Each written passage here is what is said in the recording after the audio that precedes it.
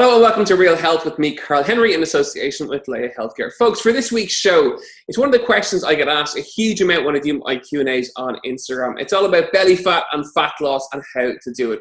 We put 2 or 3 episodes together, but we thought for today's show, I'd bring another personal trainer, sports nutritionist, strength and conditioning coach, and podcast host Brian Keane on to give us his side of fat loss.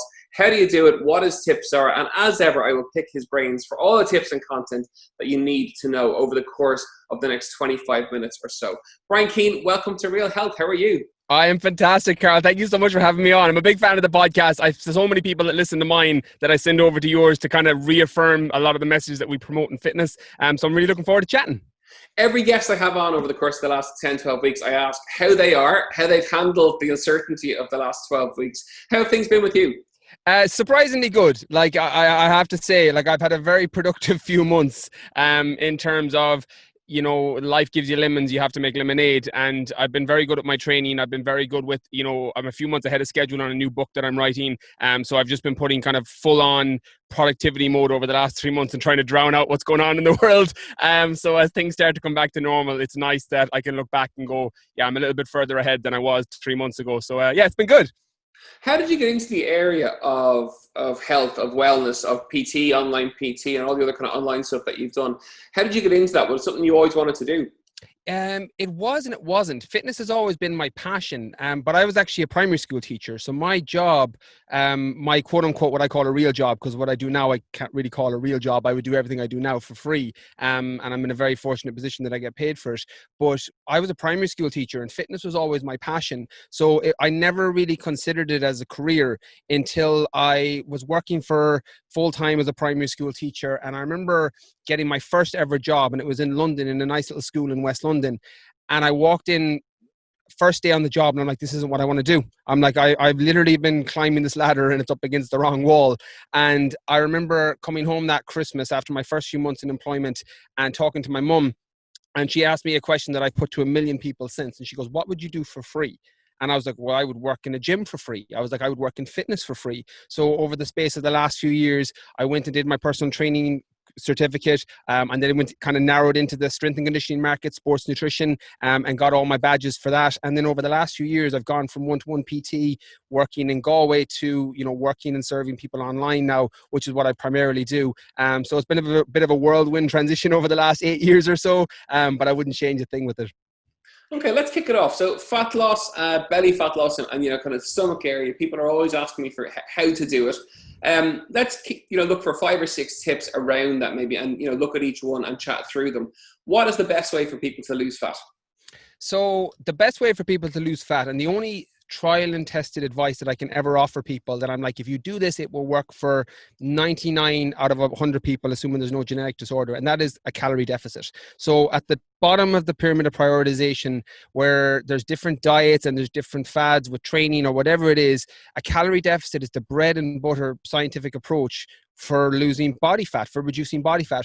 And for anyone that's unfamiliar with that, all a calorie deficit is eating the amount of calories that is below your maintenance. So for example, if you have a maintenance amount of calories of 2,000 calories per day, all other things considered, for the example, let's say that anything below that is considered a calorie deficit. Anything above 2,000 calories is considered a calorie surplus. So in order to get your body into that calorie deficit, you just need to eat or consume less calories than your maintenance, or you can get it from exercise. There's lots of different ways to do it, and I recommend a little bit of a combination of both. Keep your calories a little bit higher and get it from exercise. You know, I know you're a big fan of a similar message, you know, and the bread and butter of everything is going to be number one tip is track your calories and get into a deficit. Now, I'm not saying to be rigid with MyFitnessPal or an app where you're tracking every food. That's also not a super healthy approach, but having an idea of how many of your calories you're consuming is a good starting point. Like the analogy I would use is if you were broke and had no money in your bank, I'm like, it makes sense to check your bank statements, and it makes sense to see,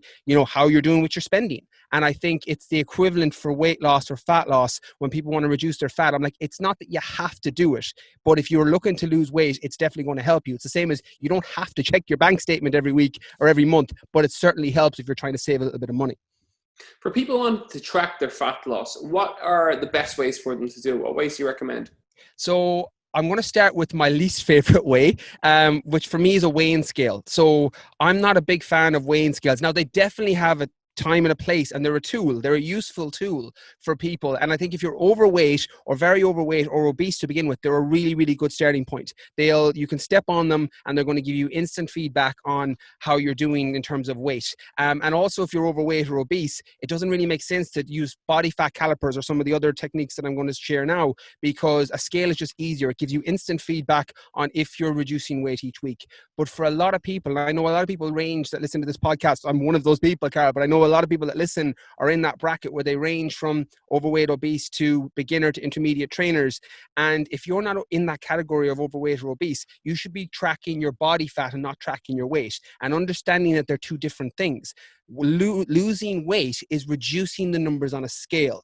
Losing body fat is reducing the amount of fat on your body. They're not to be confused. They're two different things completely. So what I would advise for tracking body fat, my favorite methods, obviously you can kind of start at the top, but I've got personal preferences that I'll touch on. Like a DEXA scanner, it's going to be probably the gold standard, but it's not very accessible for most people. You have to go into a lab. It's quite expensive to do, but it's pretty accurate.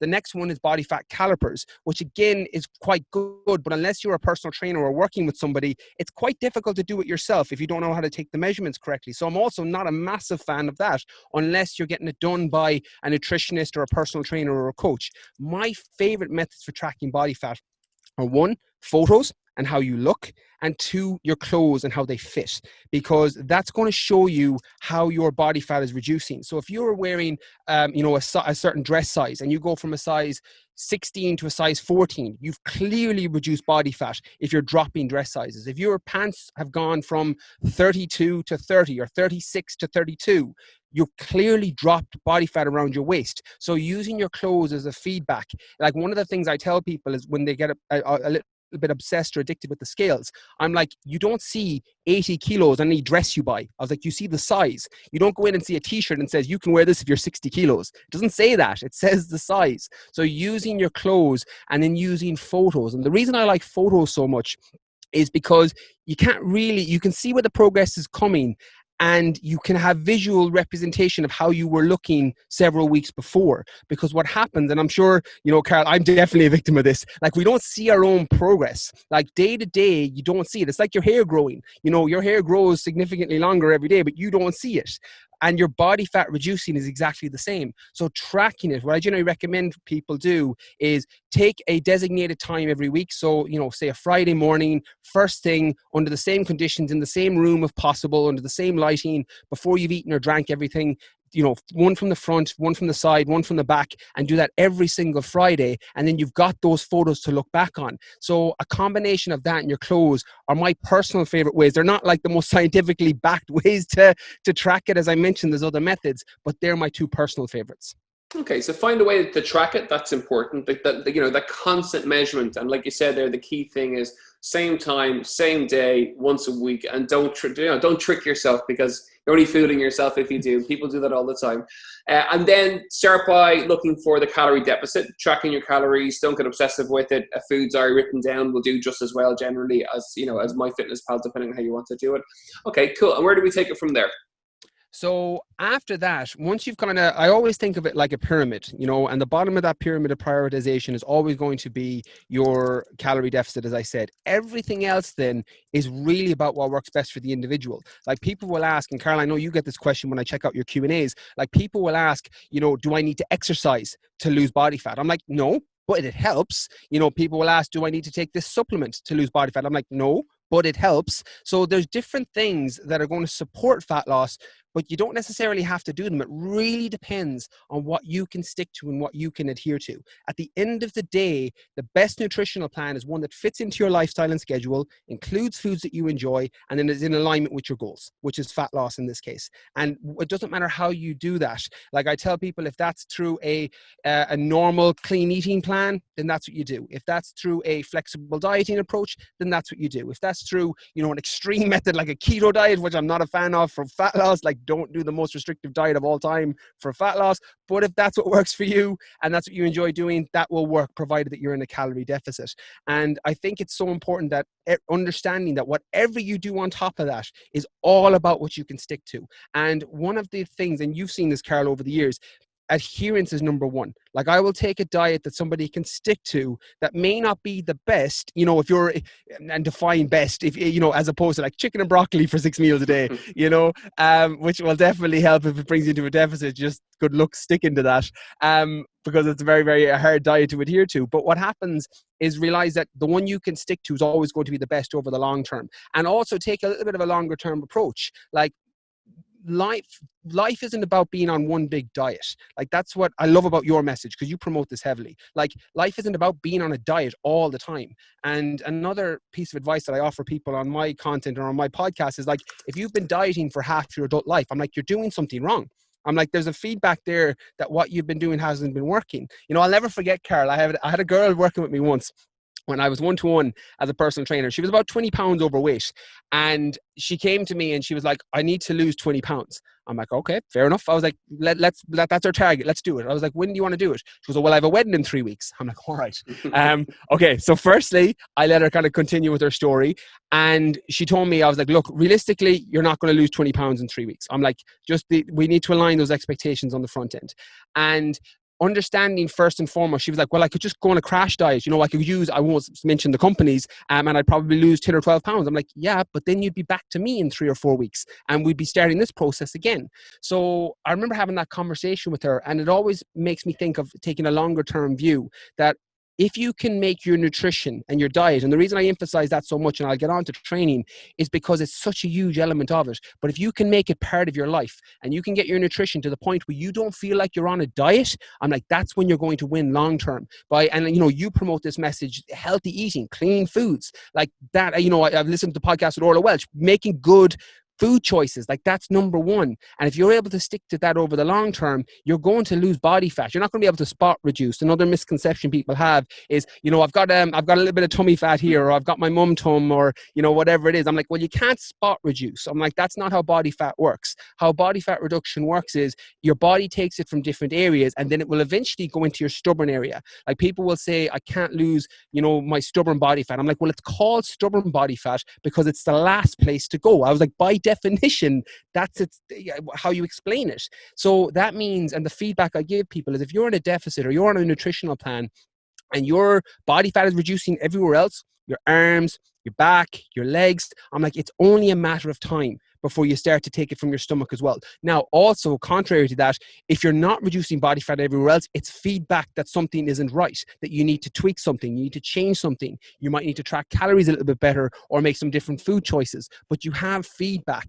And after that, your training. You know, if you want to include some form of training in, by all means do it. You don't have to. A lot of people will get great results, fat loss, by just moving more, you know, hitting the 10,000 calorie step or 10,000 step count. You know, if you've got a Fitbit or you've got a Garmin or you've got an app on your phone, and just track your steps and try and hit those 8,000 to 10,000 steps every day. Like, that can be enough for a lot of people. And then after that, it's about, do you want to train in the gym? Do you want to play with kettlebells or use kettlebells as your training? Do you want to use a body weight program? Do you want to run? Do you want to cycle? Find something you enjoy. Like, and I would take a kind of scientific experiment with lots of different training methodologies. Like, do you love boxercise? You know, if you love boxercise and you hate lifting weights, I would argue you should probably do more of the boxercise, you know, because that's what you enjoy. That's what you can stick to long term. And that's probably what's going to help you with your fat loss over, you know, a 12-week period, 3-month period, 6-month period, and however long the fat loss is the goal. Do you have any takes on that? We get asked that a huge amount in terms of resistance versus, say, cardio for fat loss in general, being better than the other, or a combination of both. My answer would always be the same as your own generally, which is whatever one you enjoy the most. But, you know, we'll take that on a bit further in terms of getting those resistance sessions done, why it's important to lift some kind of weight, be it body weight, be it a kettlebell or a dumbbell or a barbell or whatever, because, you know, we need to keep some muscle on our body. And as we lose fat mass, you've got to track your muscle mass to make sure you're not losing any muscle. The thing is, I can argue both sides on this. Like, the scientifically researched way that supports is a combination of both. Like, cardio versus weights is the question. And people are like, if I want to lose body fat, should I do cardio or should I do weights? And the answer is smack bang in the middle, because they work in different ways. What resistance training does, either body weight or weight training or kettlebells, is you tear more fibers down during those workouts, which means that your metabolism has to fire in order to repair. So the food that you eat elevates that metabolism. So people will hear, you know, weight training elevates metabolism, and it does. That's what happens. It gives your body a job, so that food that you're eating in order to repair from that workout. But what the mistake people make is you don't burn as many calories per hour lifting weights as you would say on a treadmill or on a bike. But what happens on a treadmill or a bike, you burn more calories during the session, but you're not necessarily burning more calories while you rest. So the combination, so what I would always say to people, I'm like, if you really want the best with body composition, as you said, as you reduce your fat mass, you want to increase your lean muscle tissue. And like, that doesn't mean bulk up. Lean muscle tissue is really lean, you know? So for anyone listening to this, don't think that means bulk up. It doesn't. It means that toning up is lean muscle tissue. It's just another word for it. But understand that different things work. But the best is always going to be either scientifically backed, you do a combination of both. You do a 30-40 minute resistance training 3 times a week, and you do 2 cardio sessions. But alternatively, as you mentioned, I know you promote it massively on the podcast and on your channels, what you can stick to is always going to work in the long term. Like, unless realistically you want to step on stage in a bodybuilding show, or you want to run a marathon, or you want to do a triathlon, where if you want to do bodybuilding, you should probably lift weights. If you want to run a marathon, you should run. If you want to do a triathlon, you should swim, cycle, and run. But if you're just looking to lose body fat, the thing you can stick to over the long term and enjoy is probably going to be the thing that works best for you. And let's talk about, I suppose, other lifestyle factors in terms of, in terms of sleep, in terms of movement, in terms of, being at a desk all day versus standing a little bit more and work, maybe, swapping the stairs out. All those kind of 1% improvements add up over the course of time. Yeah, I love that. Like, I think focusing on low-hanging fruit and small wins is probably one of the most underutilized things in fitness. Like, a few months ago, I made the switch from a sit-down desk to a standing desk, which is a small change, but, over the course of 3 or 4 hours every day, that means you're standing more. So that's one option for people. Another one, as you said, is just switching out the elevator, switching out the lift, and taking the stairs. Another one is when you go to, Tesco or Dunn's or wherever you're going for food, park further away and walk so that you're getting a higher step count in. So all of those things add up over time. And I think that's a good way to look at it. When it comes to things like sleep, then, this is something I've changed my mind about in recent years, Karl, because I always had the order of priority: nutrition, training, sleep, in that order for years.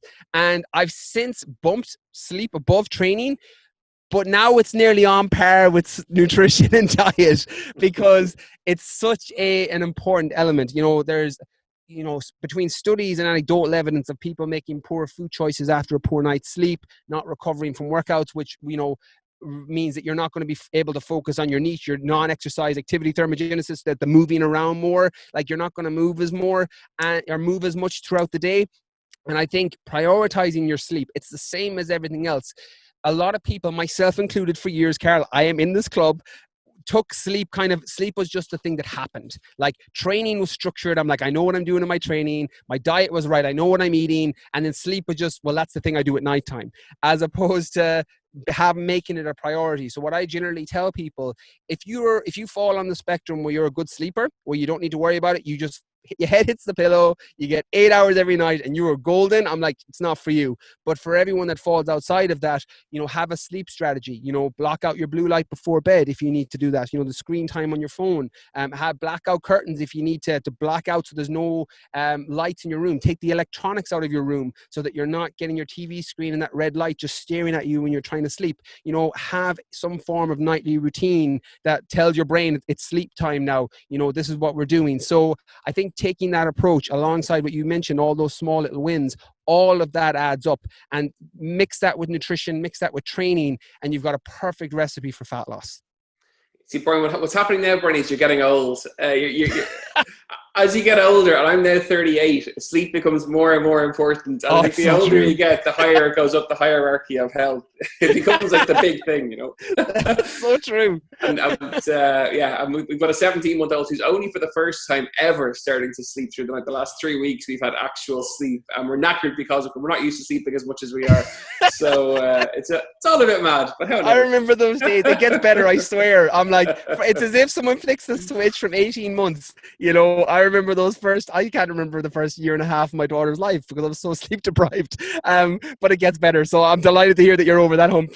So we've chatted fat loss. Let's chat general health. Give us, just to finish, your final kind of 5 tips around optimum health for people across the board. What are your top 5 things that you recommend for people? I think mental health plays a massive role. And I think one of the things that I didn't differentiate for a long period of time was the difference between my mental health and physical health. I just kind of lobbed them all into the one bracket. And I think in this day and age, having some form of whatever it is that you do that helps your mental health. Like I can give you the 5 that I use. Like I reduce my screen time, so I have designated times when I'm on, say, Instagram, and I'm really good on the hours that I'm on, replying to DMs, etc. But outside of the times that I'm on, I'm not on it. I don't go on it over the weekend. I prioritize my family. I've got another mental health tip that I use. I've got a day that's just me and my daughter. It's our daddy-daughter day. And that's like the day I look forward to all week. And it's just me and her. We go to the cinema, we go to the playground when they were open, and it was just me and her. So I find that connection and building on that is massive for my mental health, and it makes everything else easier, the business side, the fitness side in life. So look after the things that are important to you for your mental health. The thing after that then is, I find some form of extreme stressor during the day, like a high intensity workout, some cold exposure, so I train pretty close to like Salt Hill, where it's beside the ocean. Not everybody has access to this, but I'll jump in the mornings, for 4 or 5 minutes into the sea.